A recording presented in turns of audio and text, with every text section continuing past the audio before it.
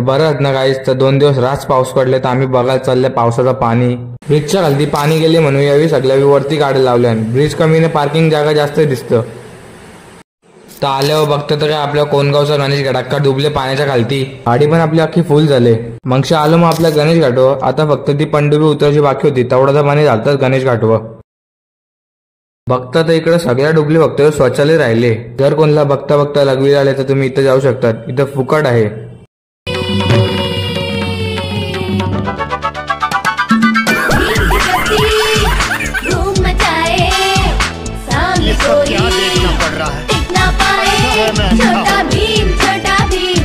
सगळा बघत होतो तेवढा आपल्याला उज्ज्वल भाई शालेचा भैया दिसला आपला. जिकडे झालं तिकडे भांडणच करतो आपला तेजस भैया. बघू शकता एवढं पाणी आलेलं. आता ही सगळी आम्हाला काढायची आहे. तुम्हाला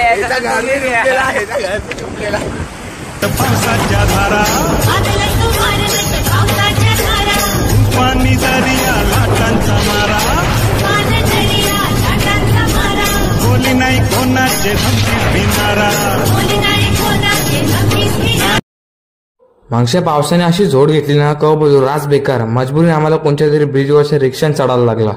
महिलांनी पण कोण बसावं नाही म्हणून खिल्लं लावलेलं. मग आपल्या नाग्या बाई खिल्ल्यांचं दुखणं सहन करून पबजी खेळायला लागला. यो भाई मोबाईल बघायला लागला. नंतर पावसाची एनर्जी कपल्यावर आलो मग आम्ही गाय मशीना भेटायला तबेल्यावर. तिकडे तर सगळ्यांना बेकार सीन होता. इथे तर अख्खं डुबलेलं यांचं. पहिला मला तर अख्खं डुबलेला खालती.